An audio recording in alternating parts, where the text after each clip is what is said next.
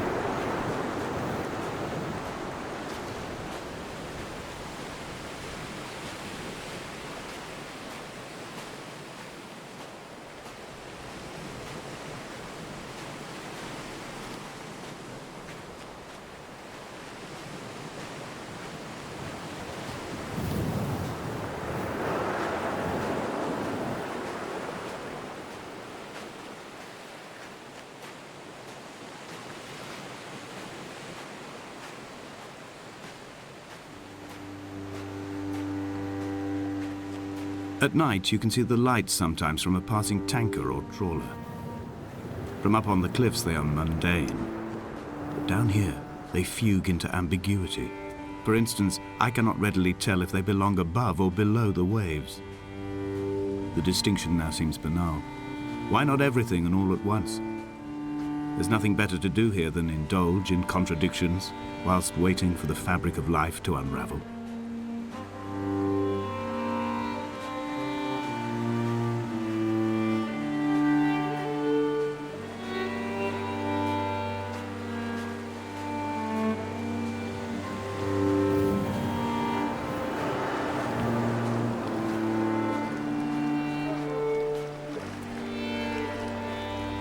Dear Esther, I found myself to be as featureless as this ocean, as shallow and unoccupied as this bay, a listless wreck without identification.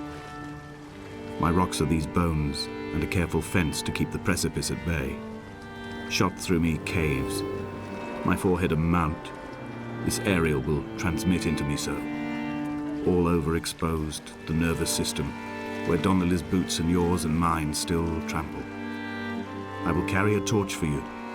I will leave it at the foot of my headstone.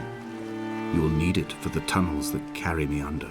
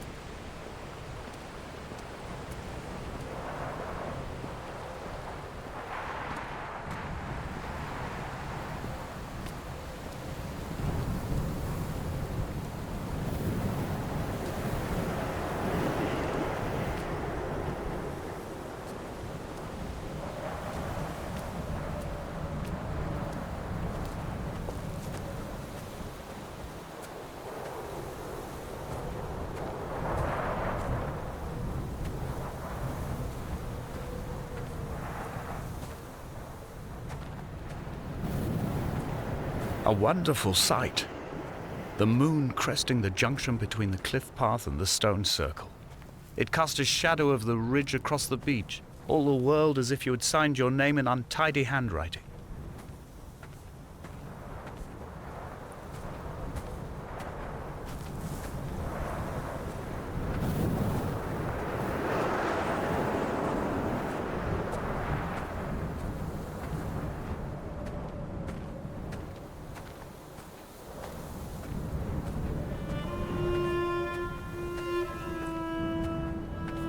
When someone had died or was dying, or was so ill they gave up what little hope they could sacrifice, they cut parallel lines into the cliff, exposing the white chalk beneath.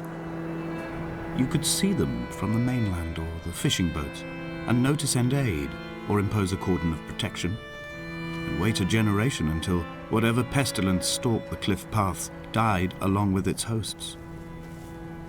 My lines are just for this: to keep any would-be rescuers at bay.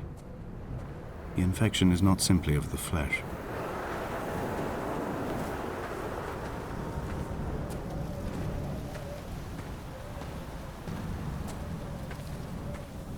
I quote directly, "A motley lot with little to recommend them.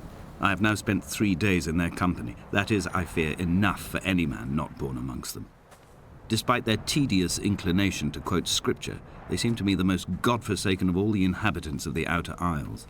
Indeed, in this case, the very gravity of that term, forsaken by God, seems to find its very apex. It appears to me that Donnelly, too, found those who wander this shoreline to be adrift from any chance of redemption. Did he include himself in that, I wonder?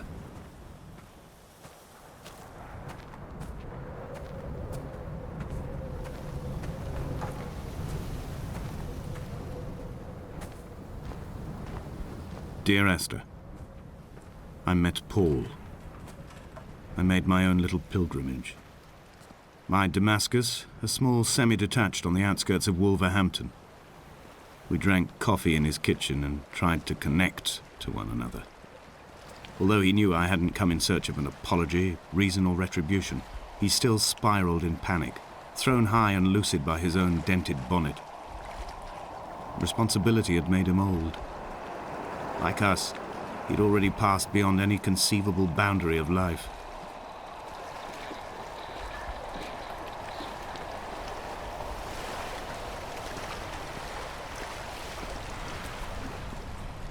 I find myself increasingly unable to find that point where the hermit ends and Paul and I begin. We are woven into a sodden blanket, stuffed into the bottom of a boat to stop the leak and hold back the ocean. My neck aches from staring up at the aerial. It mirrors the dull throb in my gut where I am sure I've begun to form another stone. In my dreams, it forms into a perfect representation of Lot's wife, head over her shoulder, staring along the motorway at the approaching traffic in a vacuum of fatalistic calm.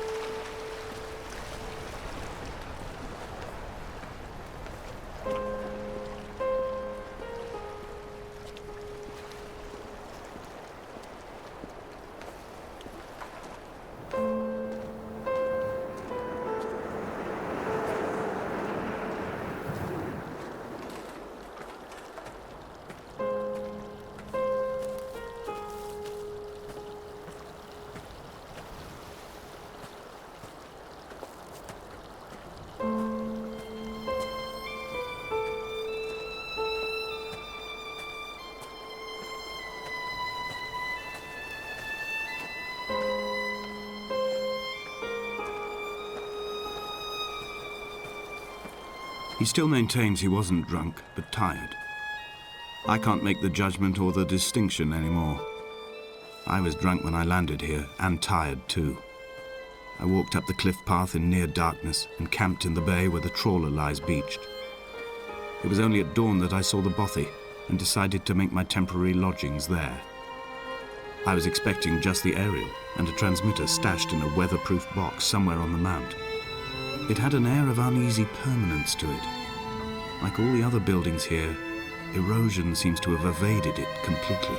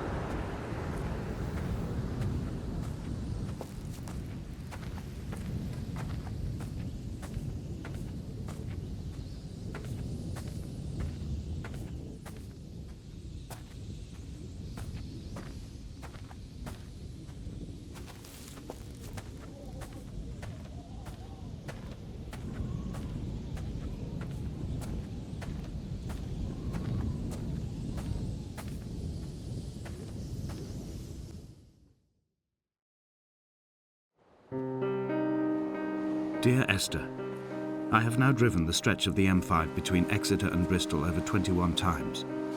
But although I have all the reports and all the witnesses and have cross-referenced them within a millimetre using my Ordnance Survey maps, I simply cannot find the location. You'd think there would be marks to serve as some evidence. It's somewhere between the turn-off for Sanford and the welcome brake services, but although I can always see it in my rear-view mirror, I have as yet been unable to pull ashore.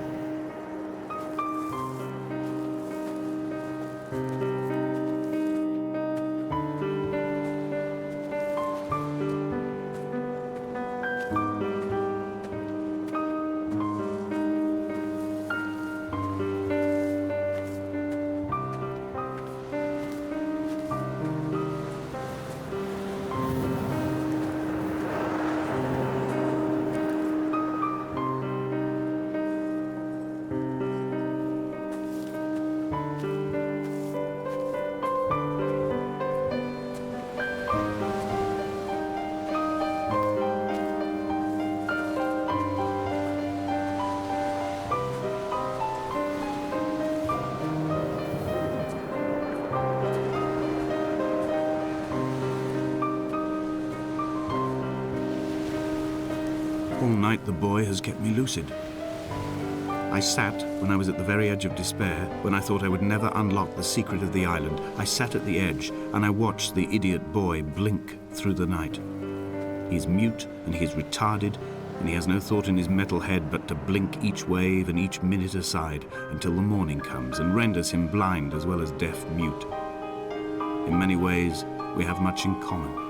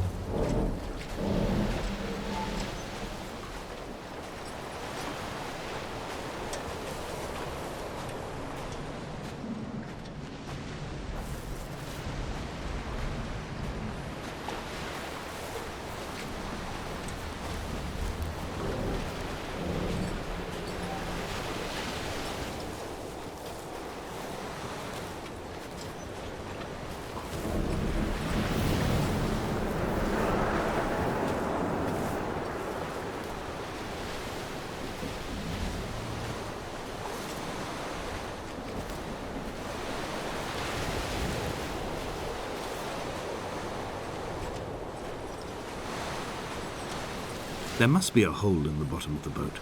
How else could new hermits have arrived?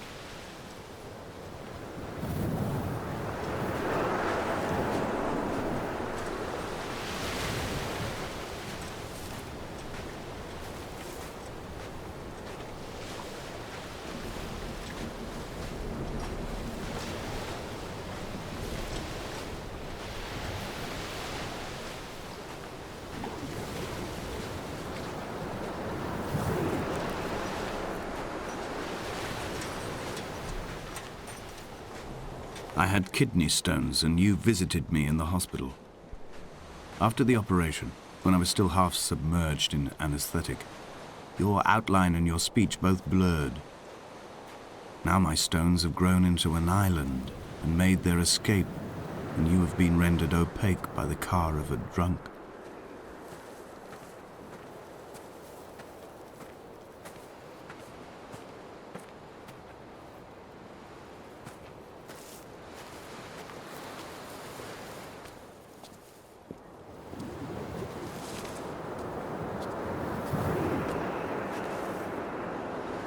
When I first looked into the shaft, I swear I felt the stones in my stomach shift in recognition.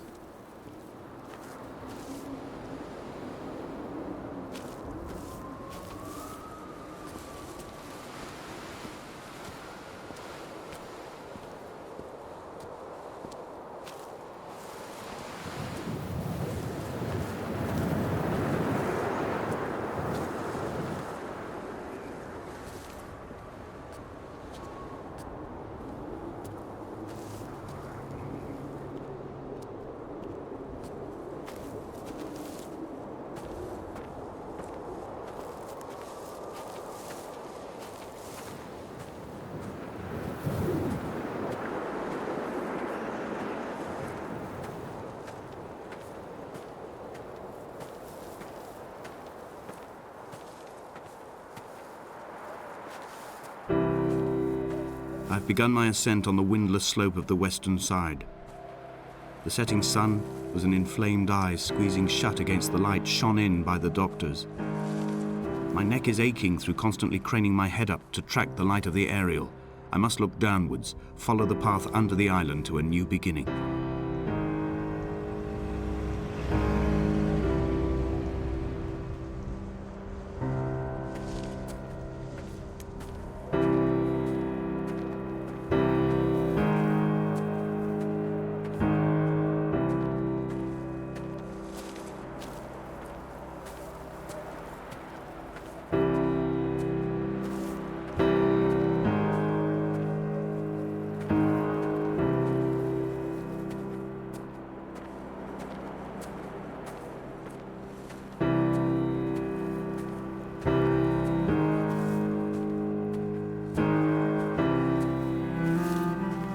The bothy was constructed originally in the early 1700s.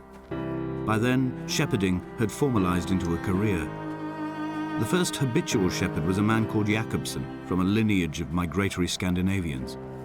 He was not considered a man of breeding by the mainlanders. He came here every summer whilst building the bothy, hoping eventually that becoming a man of property would secure him a wife and a lineage. Donnelly records that it did not work. He caught some disease from his malcontented goats and died 2 years after completing it. There was no one to carve white lines into the cliff for him, either.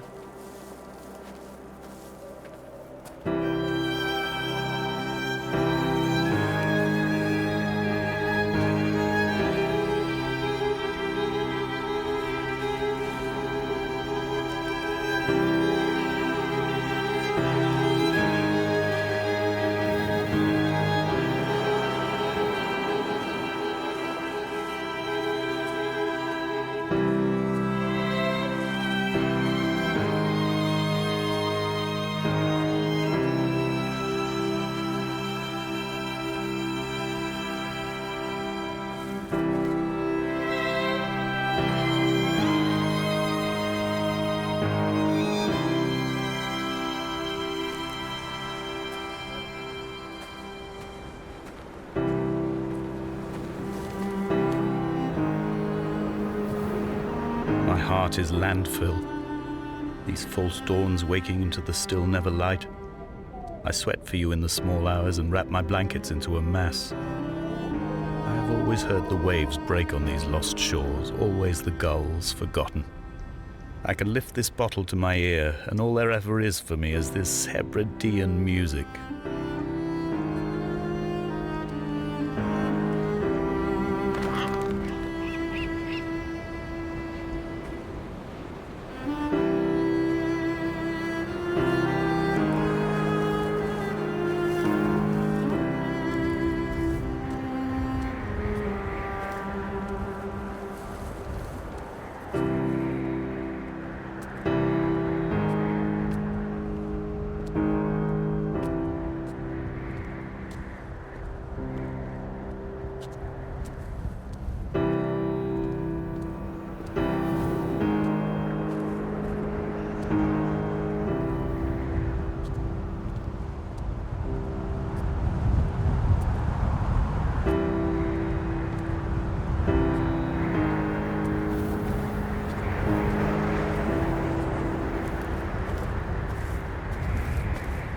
He left his body to the medical school and was duly opened out for a crowd of students 21 days after his passing. The report is included in my edition of his book. The syphilis had torn through his guts like a drunk driver, scrambling his organs like eggs on a plate. But enough definition remained for a cursory examination, and, as I suspected, they found clear evidence of kidney stones. He's likely to have spent the last years of his life in considerable pain. Perhaps this is the root of his laudanum habit. Although its use makes him an unreliable witness, I find myself increasingly drawn into his orbit.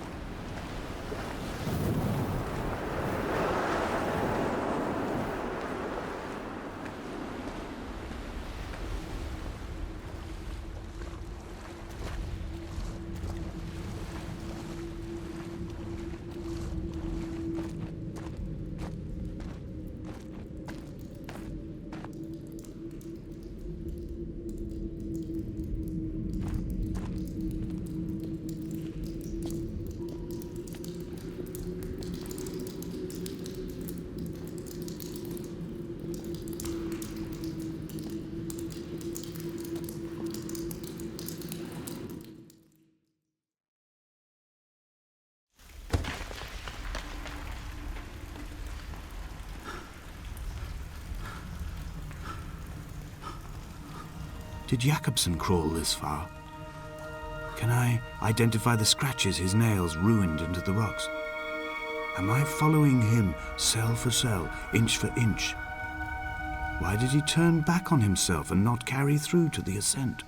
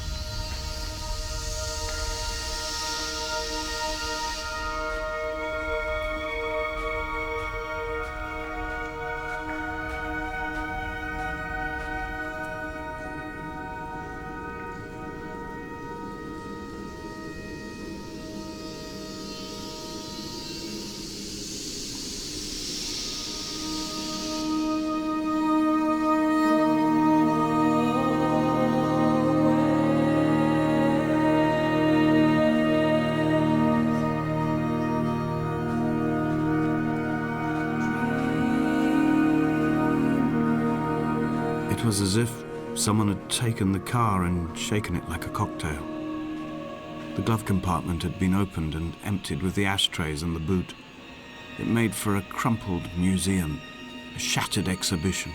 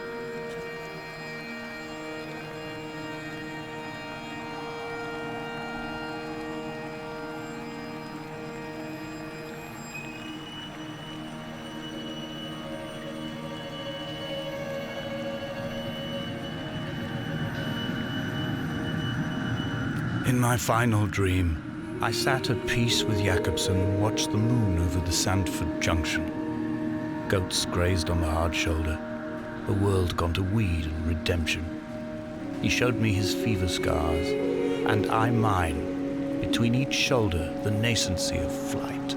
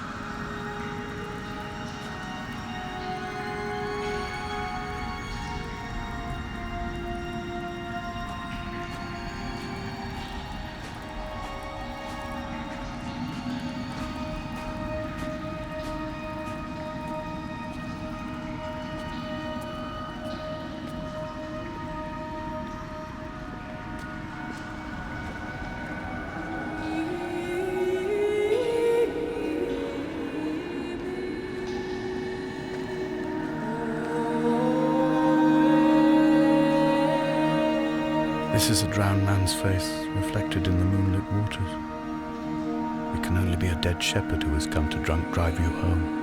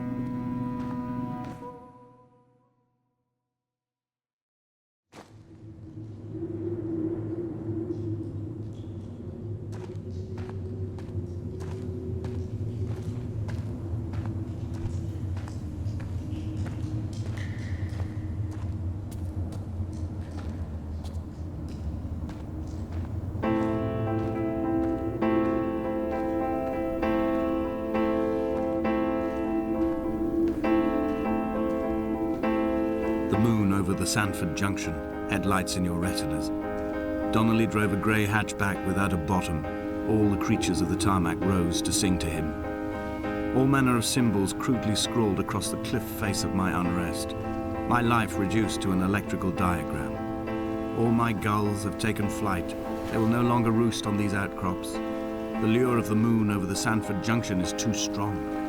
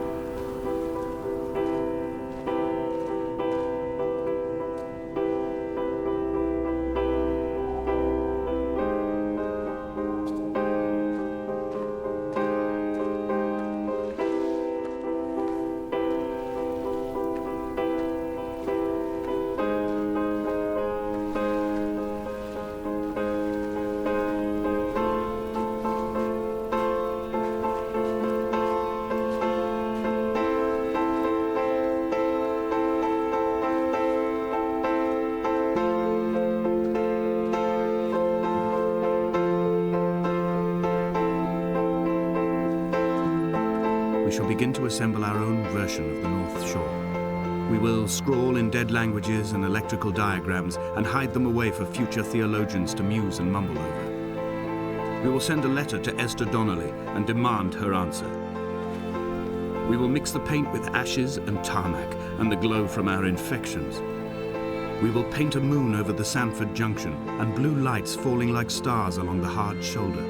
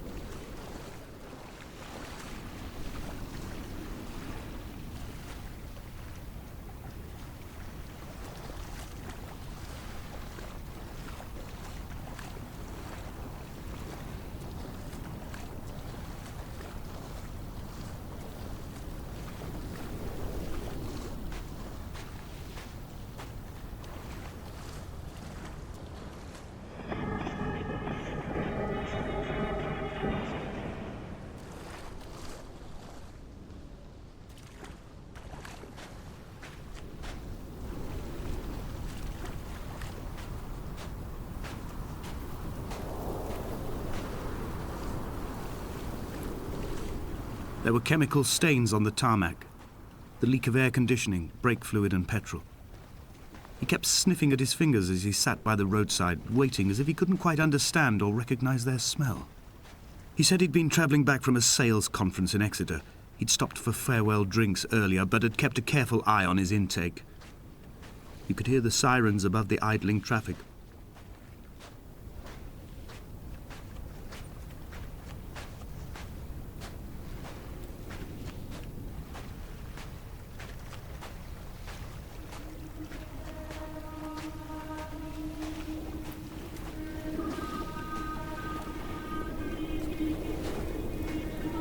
From here, I can see my armada.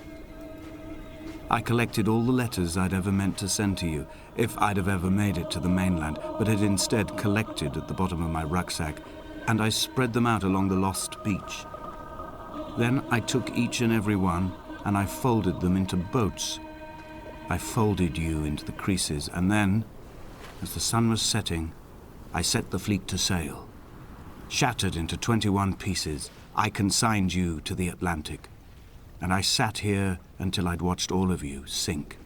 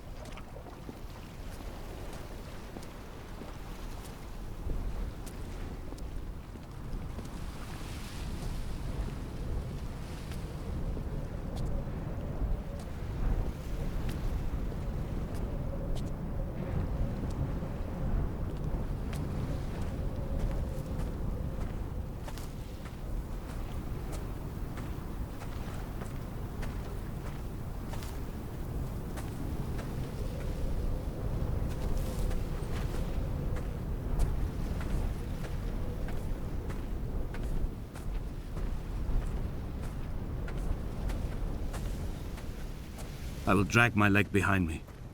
I will drag it like a crumpled hatchback, tires blown and sparking across the dimming lights of my vision. I'm running out of painkillers and am following the flicker of the moon home. When Paul keeled over dead on the road to Damascus, they restarted his heart with the jump leads from a crumpled hatchback. It took 21 attempts to convince it to wake up.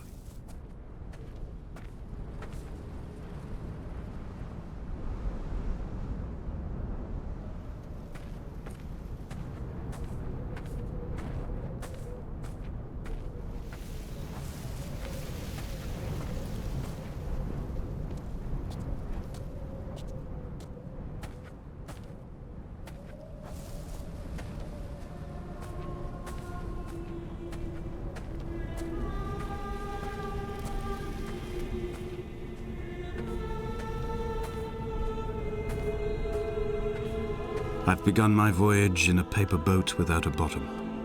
I will fly to the moon in it. I've been folded along a crease in time, a weakness in the sheet of life. Now you've settled on the opposite side of the paper to me. I can see your traces in the ink that soaks through the fiber, the pulped vegetation. When we become waterlogged and the cage disintegrates, we will intermingle. When this paper aeroplane leaves the cliff edge and carves parallel vapor trails in the dark, we will come together.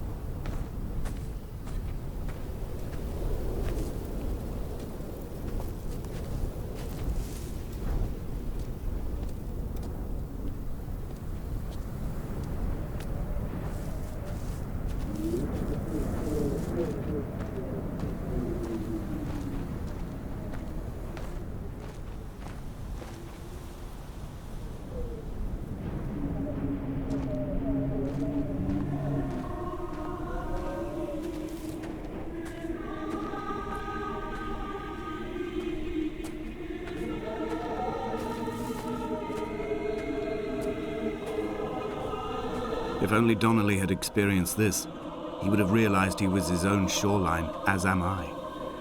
Just as I am becoming this island, so he became his syphilis, retreating into the burning synapses, the stones, the infection.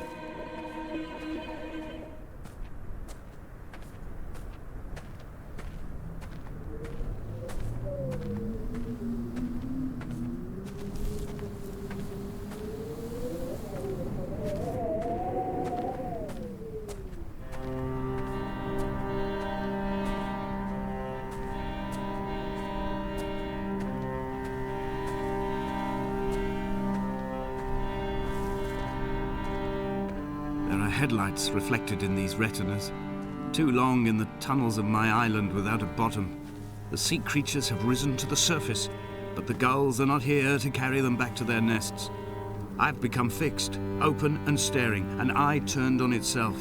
I've become an infected leg whose tracking lines form a perfect map of the junctions of the M5. I will take the exit at mid-thigh and plummet to my Esther.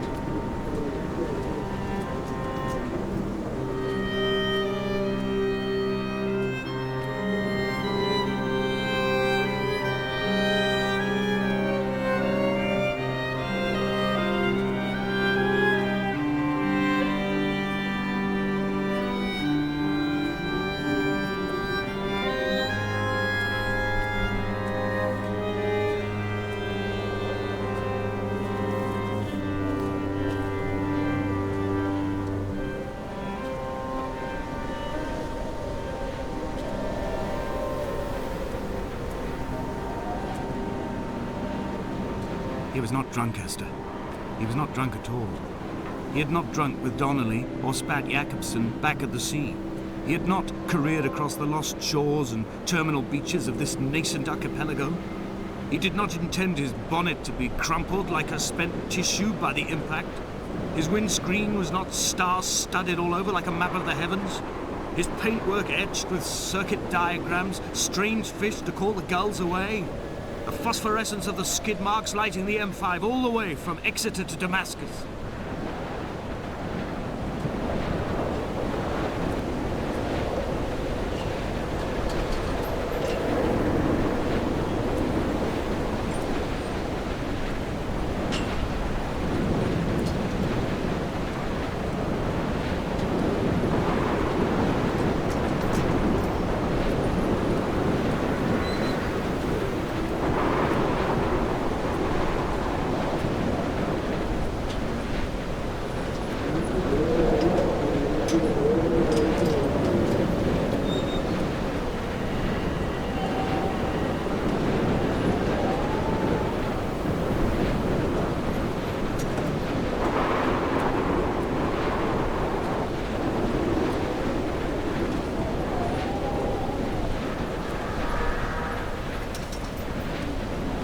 We will leave twin vapor trails in the air, white lines etched into these rocks.